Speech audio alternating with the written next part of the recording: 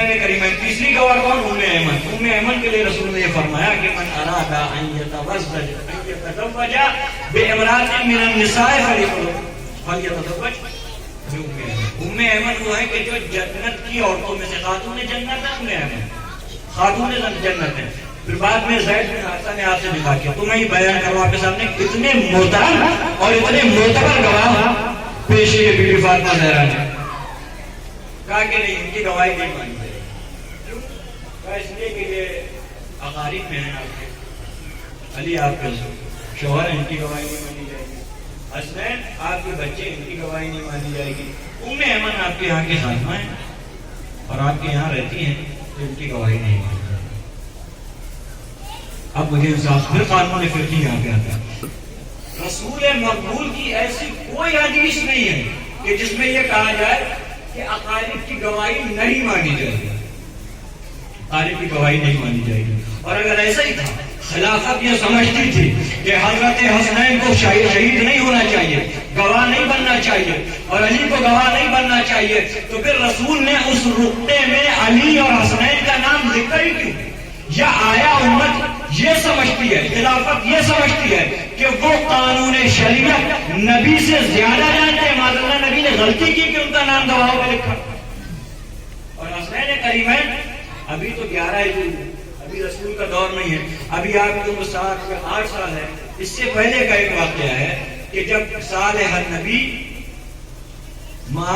قوم من عرب کی قوم سے صلح ہوئی, صلح نامہ لکھنے کی باری آئی تو رسول نے فامر علی ان یکتب, کہا کہ صلح نامہ علی لکھیں گے. صلح نامہ لکھا گیا تو رسول نے یہ کہا کہ وشہد بہا حسن و حسین ابن علی ابن ابی طالب. رسول کے زمانے میں رسول نے حسنین کریمین کو اپنا گواہ بنایا تھا. یعنی اس کا مطلب یہ ہوا کہ ابھی تو 11 ہجری ہے, ابھی تو آپ 7 یا 8 سال کے ہیں. جب رسول نے گواہ بنایا تھا تب تو سن اور چھوٹا تھا. دیکھیے پہلی غلطی. دوسری غلطی یہ ہے کہ حسنین کریمین کی گواہی کو جھٹلا دینا کہ رسول نے جب کہ ان کو اپنا گواہ بنایا تھا. تیسری غلطی یہ تھی. عزیزان محترم دیکھیں, قانون شریعت یہ ہے, میں نے آپ کے سامنے عرض کیا کہ جو اس کے قبضے میں مال ہے وہ گواہ پیش نہیں کرتا ہے. گواہ کون پیش کرتا ہے؟ جو مدعی ہے. سلوات پڑھے بآواز بلند.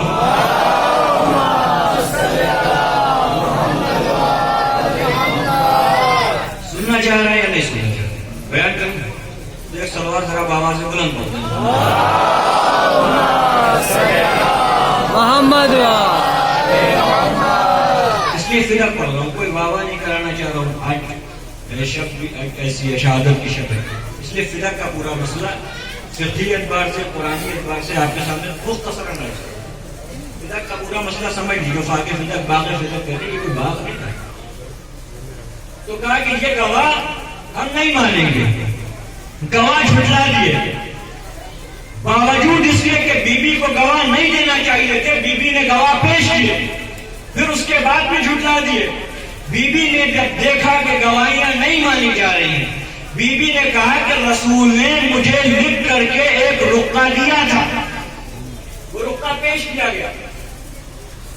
پہلے جو محترم تھے انہوں نے رقعے کو پڑھا اور دیکھا نبی کی مہر ہے. بعض لوگ کہتے ہیں جیسے انہوں نے پڑھا ان کے آنسو نکل آئے اور دل ان کا پگھل گیا. انہوں نے بھی ایک رقعہ لکھ دیا اور دے دیا. کہا جائیے آج سے کوئی باغ فقہ پہ قبضہ نہیں کرے گا, آپ ہی کا حق ہے. بی بی فاطمہ جانے لگی, یہاں تک کہ دوسرے حضرت آ گئے. انہوں نے بیچ میں آ کر کے آئے اور آنے کے بعد بی بی فاطمہ زہرا سے رقعہ لے لیا اور نبی کی جو تحریر تھی اسے پھاڑا اور پھاڑنے کے بعد گزر. پہلا کیا مسئلہ تھا؟ گواہی پیش کی, انکار. دوسرا تحریر پیش کی, انکار. مگر عزیزان نے کہا کہ انکار تو کر دیا. ابھی تھوڑا لطیف نکتہ آپ کی خدمت میں حاصل ہوگا. انکار کر دیا, گواہ نہیں مانیں گے, تحریر نہیں مانیں گے, لیکن بی بی فاطمہ ذرا تو اپنا مقدمہ لڑ رہی تھی نا دربار میں, وکیل بنی ہوئی تھی, اپنا مقدمہ لڑ رہی تھی. ابھی تک جتنا بھی انکار ہوا تھا یہ انکار رسول کے ہبہ کا ہوا تھا, بی بی فاطمہ زہرا کی ملکیت کا نہیں ہوا تھا. پتہ نہیں آپ نے سمجھا جملہ یا نہیں سمجھا. بہت لطیف اور بہت عجیب سی بات آپ کے سامنے پیش کروں. آپ نقطے پہ غور کریں. مثلا میرے والد کا ایک ہے, میرے والد کا ایک ہے, میں اپنے والد کا وارث ہوں. میرے والد نے اپنی زندگی میں مجھے لکھ کے نہیں دیا کہ یہ گھر آپ کا ہے. بات اس کے کہ جب میرے والد گزر جائیں تو محمد پور کا کوئی چرواہا آئے اور آ کے کہنے لگے کہ کیونکہ آپ کے والد نے آپ کو لکھ کے نہیں دیا تھا لہٰذا یہ میرا ہو گیا، یہ میرا ہو گیا. کوئی قانون شریعت اس بات کو قبول کرے گا؟ کوئی قانون دنیاوی اس بات کو قبول کرے گا؟ نہیں. اب میں کیا کہوں گا؟ میں کہوں گا کہ یہ صحیح ہے کہ میرے والد نے مجھے لکھ کے نہیں دیا، لیکن اب قانون مجھے اپنے والد کا وارث بنائے گا. قانون وارث بنائے گا. جب دیکھا گواہ نہیں چل رہے ہیں، کتابت جو ہے وہ پھاڑ دی گئی، تو بی بی نے کہا کہ ٹھیک ہے، تم یہ نہیں مانتے ہو کہ نبی نے مجھے لکھ کے دیا، کوئی بات نہیں، نبی نے مجھے نہیں لکھ کے دیا، تمہارے بقول علی جھوٹے ہو گئے، معاذ اللہ، حسنین جو ہے انہوں نے بھی جھوٹی گواہی دے دی، تو مجھے نہیں لکھ کے دیا، لیکن میں اپنے باپ کی وارث تو ہوں. وراثت میں جو نبی کا ذاتی مال ہے یہ تو مجھے ملے گا. وراثت میں ملنا چاہیے یا نہیں ملنا چاہیے؟ میرے علاوہ اگر دنیا میں نبی کا کوئی وارث ہو تو ڈھونڈ کے لے آؤ،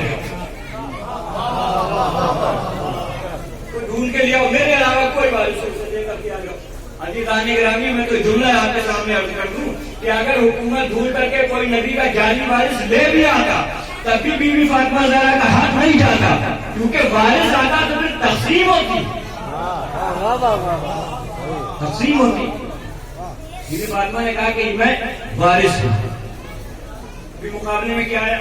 اب مقابلے میں جب بی بی فاطمہ زہرا نے شریف یہ مسئلہ پیش کیا کہ میں وارث ہوں، تو مقابلے میں اس نے کہا کہ نہیں، رسول مقبول کی حدیث ہے کہ نحن معاشر الانبیاء لا نورث ولا نورث، کہ ہم جو انبیاء ہیں یہ نہ وارث بنتے ہیں نہ وارث بناتے ہیں. بی بی فاطمہ زہرا نے ایک جملہ، بی بی نے کہا یبن ابی قحافہ افی کتاب اللہ انت رفعہ کا ولا وارث ابی، کیا خدا کی کتاب میں یہی لکھا ہے کہ تو اپنے باپ کا وارث بنے اور میں اپنے باپ کی وارث نہ بنوں؟ کیا قرآن میں یہی لکھا ہے کہ تو اپنے باپ کا وارث بنے میں اپنے والد کی وارث نہ بنوں؟ کہنے لگے کہ نہیں، یہ تو آیت جو ہے قرآن کی یہ عام لوگوں کے لیے، نبی اپنا وارث نہیں بناتے نہ وارث بنتے. عزیزان، یہ حدیث جو ہے لا نورث ولا نورث، یہ وہی اسی وقت بنائی گئی تھی. کہتے ہیں کہ جھوٹے کے پیر نہیں ہوتے. ایک جگہ پہ کہتا ہے نحن معاشر الانبیاء، اور دوسری جگہ پہ جب پوچھا گیا ادھر والی حدیث سنائیے جو آپ نے دربار میں سنائی تھی، تو کہتا ہے نحن الانبیاء لا نورث ولا نورث. کیا کہ ہم معاشر انبیاء وارث نہیں بنتے ہیں نہ بناتے ہیں. اچھا، وارث نہیں بنتے ہیں انبیاء، وارث نہیں بناتے، تو اس کا مطلب یہ ہے کہ آدم سے لے کر کے محمد مصطفیٰ تک جتنے بھی انبیاء تھے جو اپنے والد کے گھروں میں رہتے تھے، معاذ اللہ وہ غصبی جگہ میں رہتے تھے کیونکہ وارث نہیں بنتے. اچھا، دوسرا ایک فقہی مسئلہ اور پیش کر دوں. عزیزان محترم، دیکھیے اگر کوئی ہم پہ اعتراض کرے کہ آپ لوگ تو آپ کے یہاں تو عورتیں وارث بنتی نہیں ہیں، آپ کے مذہب میں تو عورتیں وارث نہیں بنتی ہے، تو یہ غلط فکر ہے، یہ قلت فہم ہے کہ نساء جو ہے وہ وارث نہیں بنتی ہے. یہ قلت فہم ہے. کیوں نساء وارث نہیں بنتی ہے؟ یعنی اس کا مطلب یہ ہے کہ زوجہ جو ہے وہ ارض میں زمین میں وارث نہیں بنتی ہے. بیٹی زمین میں بھی وارث بنتی ہے، مال میں بھی وارث بنتی ہے، یعنی زوجہ جو ہے وہ جو اچل سمپتی ہوتی ہے اس میں وارث نہیں. اور بیٹی وہ تمام کے تمام حصے کی وارث ہوتی ہے. بی بی فاطمہ زہرا ہے بیٹی، تو وہ تمام کے تمام حصے کی وارث ہے. اور حدیث جو پیش کی گئی کہ نحن معاشر الانبیاء لا نورث ولا نورث، اس حدیث کو مفسرین اور محدثین ایک نہیں، 1000 نہیں، 1,00,000 طرق سے بیان کرے، تب بھی میرا دعویٰ اس منبر پہ بیٹھ کے کہ یہ اس حدیث کا آخری سلسلہ جا کر کے اسی ایک شخص پہ ختم ہوتا ہے.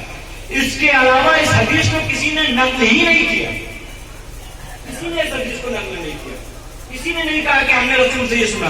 صرف اس نے کہا کہ جس حدیث کا اتنا شہرا ہے، اس حدیث کو صرف مدینے میں ایک ہی شخص نے سنا.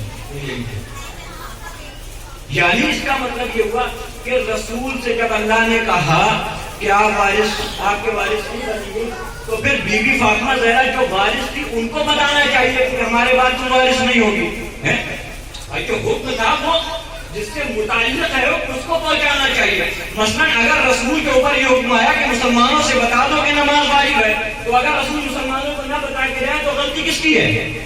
معاذ اللہ، اگر رسول یہ حکم نہ پہنچائے تو غلطی کس کی ہے؟ اگر یہ وراثت کا حکم رسول نے بی بی فاطمہ زہرا کو نہیں پہنچایا تو اس کا مطلب یہ ہے کہ کار رسالت میں رسول سے یہ کوتاہی ہو گئی. معاذ اللہ.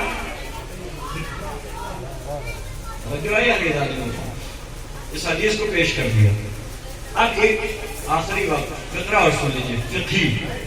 فقہی نہیں، اصول فقہی، اصول حدیث کا ایک اہم ترین. جتنے بھی فرقے ہیں رنگ برنگے اسلام میں، جتنے بھی فرقے ہیں، سب کے اصول حدیث میں یہ ہے کہ اگر حدیث قرآن سے ٹکرا جائے تو پھر حدیث کو مانا نہیں جاتا ہے. حدیث قرآن سے ٹکرا جائے کیوں؟ اس لیے کہ رسول نے فرمایا تھا کہ دیکھو جب تک ہماری حدیثیں قرآن کے مطابق ہوں تو اسے لے لو، قرآن سے ٹکرا جائے تو اسے دیوار پہ مار دو. کیوں؟ اس لیے کہ رسول کیوں آئے؟ رسول قرآن پڑھانے کے لیے آئے، لہٰذا رسول کے جو کلمات ہوں گے وہ قرآن کے مطابق ہوں گے، قرآن کے مخالف نہیں ہوں گے. تو حدیث کو قرآن کے مطابق ہونا چاہیے. بی بی نے جیسے ہی اس حدیث کو سنا تو فرمایا کہ یہ بتاؤ کیا قانون شریعت امت کے لیے اور ہوگا، زہرا کے لیے اور ہوگا؟ یعنی امت اپنے باپ کے وارث بنے اور زہرا اپنے باپ کی وارث نہ بنے. کہنے لگے کہ انبیاء جو ہے اپنا وارث نہیں بناتے ہیں. بی بی فاطمہ زہرا کھڑی ہوئی اور کھڑی ہو کر کے ایک آیت پڑھی کہ سنو قرآن میں اللہ کہہ رہا ہے وَوَرِثَ سُلَيْمَانَ داؤد، کہ داؤد کے وارث کون بنے؟ سلیمان بنے. نبی کے وارث بنے یا نہیں بنے؟ زکریا نے دعا کی کہ پروردگار تو مجھے ایک ولی دے دے یرثنی و یرث من آل یعقوب، کہ جو میرا بھی وارث بنے اور آل یعقوب کا بھی وارث بنے. بی بی فاطمہ زہرا نے قرآن مجید کی ان دو آیتوں کو پیش کر کے یہ بتایا کہ دیکھو قرآن میں اللہ یہ بتا رہا ہے کہ نبی کے وارث ہوتے بھی ہیں، نبی وارث بناتے بھی ہیں. یہ جو حدیث مقابلے میں آئی ہے یہ حدیث جعلی ہے، حدیث جعلی ہے. حدیث آ گئی سامنے، بی بی فاطمہ زہرا نے کھڑے ہو کر کے یہ جملے کہے، ان آیتوں کو پڑھا، پھر اس کے بعد کہا کہ سنو افعلی عامد ترکتم کتاب اللہ ونفستموہ وراء ظہورکم، کیا تم نے جان بوجھ کر کے قرآن کو معطل کر دیا ہے، قرآن پڑھنا چھوڑ دیا ہے اور اپنی پس پشت ڈال دیا ہے؟ ام انتم عالم بخطوط القرآن و عمومها من نبی و ابن امی، یا تم یہ سمجھتے ہو کہ تم کو قرآن علی اور نبی سے زیادہ آتا ہے؟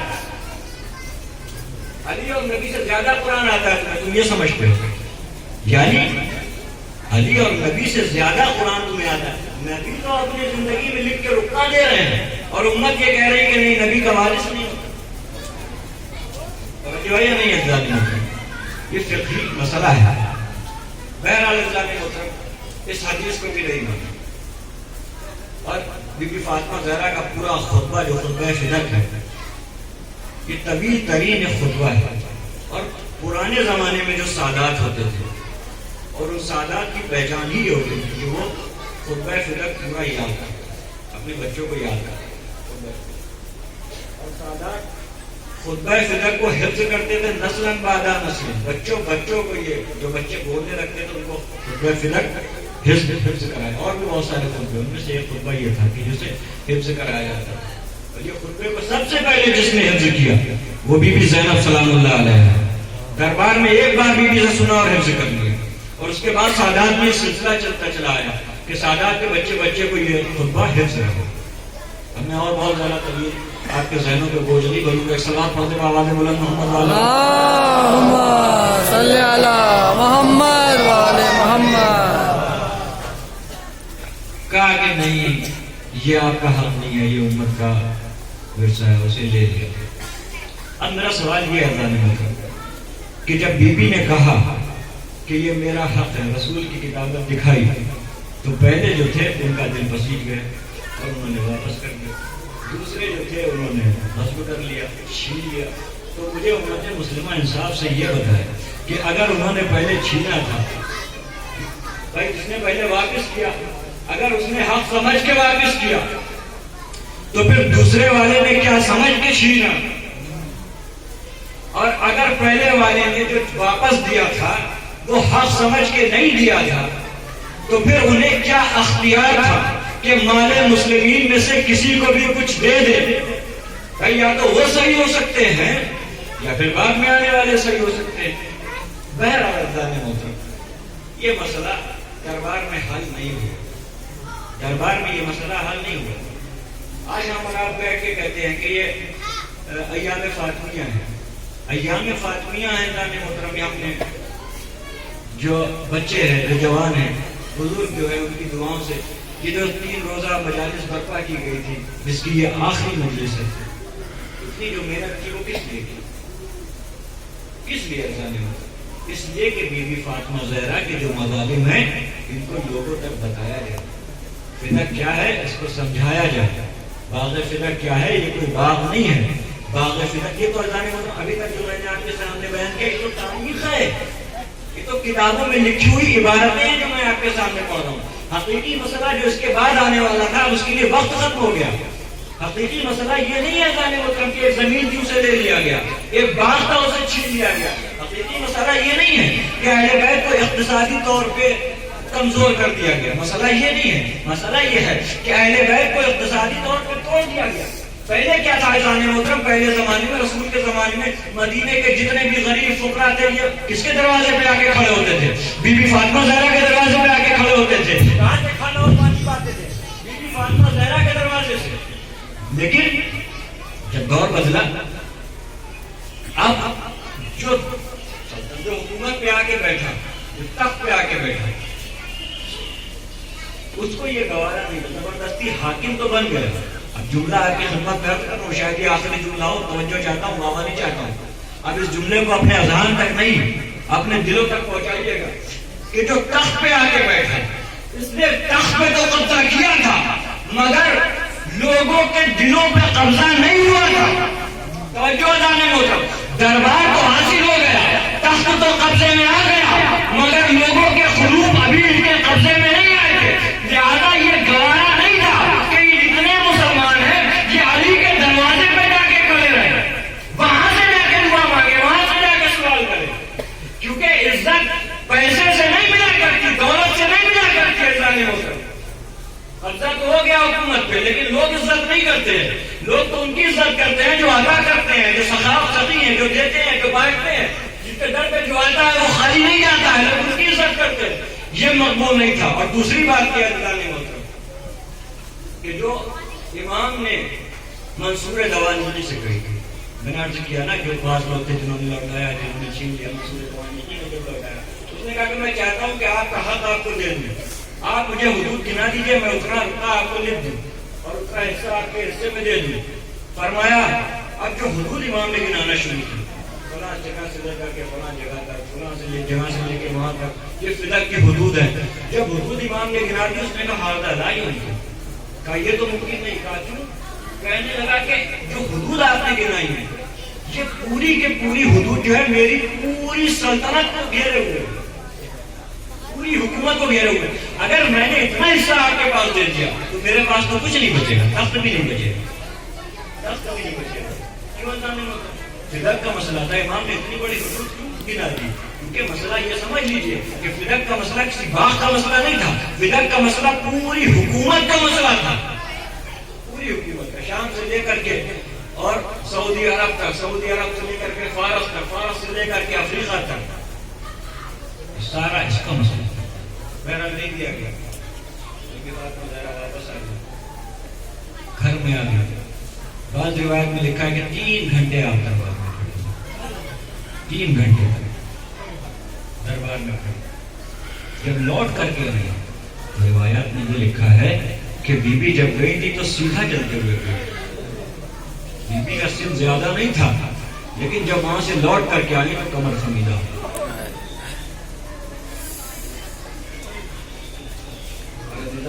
ہم بڑی شان سے کہتے ہیں کہ زہرا کی مضمونیت یہ ہے کہ آج بھی ہم ان کے قاتلوں کے نام نہیں لے سکتے, نہیں ہے جانے والا. ہم بی بی کی مظلومیت نہیں بیان کر سکتے. مظلومہ ہیں بی بی مگر اتنی بھی مظلومہ نہیں ہے کہ ہم آپ پہ جو ظلم ہوئے اسے نہیں بیان کر سکتے. ان مجلسوں کے ضامن ہم اور آپ نہیں ہیں, بی بی فاطمہ زہرا کے ایک وارث زندہ ہے، پردہ غیب میں ہے، اتنا سلامت رکھے تو وہ دین میں جو یہ محنت کی ہے وہ اسی لیے کی ہے ثانی ہوتا بھی مظلوم نہیں بی بی فاطمہ۔ ہاں یہ ضرور ہے کہ بی بی کے کچھ مصائب ایسے ہیں کہ جنہیں ہم غیرت سے نہیں پڑھ سکتے، ہمیں حیا آتی ہے۔ ہم کیا عزیزان محترم، آپ ذرا اندازہ کیجئے کہ امام حسن علیہ السلام مدینے کی ایک گلی میں نہیں جایا کرتے تھے، رک جاتے تھے، اس گلی میں نہیں جاتے تھے۔ جب کسی نے پوچھا کہ آپ اس گلی میں کیوں نہیں جاتے، کہا سنو جب میری اماں کے ہاتھوں سے رقعہ چھینا گیا تو یہی وہ جگہ تھی کہ رقعہ جب بی بی فاطمہ زہرا کے ہاتھوں سے چھینا گیا، ایک ظالم نے بی بی کی ابا کو پکڑ کے ایسے گھسیٹا تھا کہ میری ماں اس گلی میں زمین کے اوپر گر پڑی۔ امام حسن اس گلی سے نہیں گزرا کرتے تھے، یہ بی بی فاطمہ زہرا کی مظلومیت ہے۔ دروازے پر ہجوم ہوا علی سے بیعت طلب کرنے کے لیے، پہلے کچھ لوگوں کو بھیجا کہ علی سے کہو کہ ہماری بیعت کرے، علی نہیں گئے۔ پھر اور 6-7 لوگوں کو بھیجا گیا، کہا علی سے کہو کہ ہماری بیعت کرے، علی نے انکار کر دیا۔ پھر حکومت نے یہ کیا کہ مدینے کے اوباش ترین لوگوں میں 300 افراد کو جمع کیا۔ یہ مدینے کے اوباش ترین، جاہل ترین، سفاک اور ظالم لوگ تھے۔ ان کو بلایا اور کہا کہ زہرا کے گھر پہ ہجوم کر دو، ہمیں کچھ نہیں پتا، جو چاہے کرنا، مگر ہمیں علی سے بیعت چاہیے۔ 300 افراد پر مشتمل یہ پورا ہجوم بی بی فاطمہ زہرا کے دروازے پہ آیا، دق الباب کیا، کہا علی کو باہر نکال دو۔ بی بی زہرا دروازے پہ آ گئی، انکار کیا، منع کیا، کہا علی کو باہر نکال دو ورنہ ہم گھر میں آگ لگا دیں گے۔ الفس اس پورے قافلے کا، اس پورے ہجوم کا سردار تھا۔ بی بی نے کہا کہ تم اس گھر میں آگ لگا دو گے کہ جس میں حسنین علی کے نبی کے چھوٹے چھوٹے بچے، کہا کہ وہ ہمیں کچھ نہیں پتا، ہم اس گھر میں آگ لگا دیں۔ آگ لگا دی گئی ہے سارے مطلب، دروازہ دھو دھو کر کے جلنے لگا۔ بی بی فاطمہ زہرا دروازے کے پیچھے آ گئی، ایک ظالم نے کہا اس دروازے کو گرا دیا جائے۔ عزیزوں امت نے بڑھ کے جو بی بی فاطمہ زہرا کے دروازے کو ڈھکیلا، بس تاریخ میں یہ لکھا ہے کہ بی بی فاطمہ زہرا فجاءت بین الدار والجدار، عزیزان محترم بی بی فاطمہ زہرا دروازے اور دار کے درمیان، دروازے اور دیوار کے درمیان آ گئی۔ اب جو 300 افراد پر مشتمل یہ پورا کے پورا ہجوم گھر کے اندر داخل ہوا تو دروازہ اور دیوار کے درمیان بی بی فاطمہ زہرا اتنی زور سے پھنسی کہ بی بی کی پسلیاں ٹوٹ گئی، پسلیاں ٹوٹ گئی۔ ہم کہتے ہیں نازداری ہوتا ہے بی بی فاطمہ زہرا کو کہ پہلو شکستہ بی بی ہے۔ پہلو شکستہ، اب اپنے بچوں کے لیے عرض کر رہا ہوں کہ پہلو شکستہ اس بی بی کو کہتے ہیں کہ جس کی پسلیاں ٹوٹ جائے۔ عزیزان محترم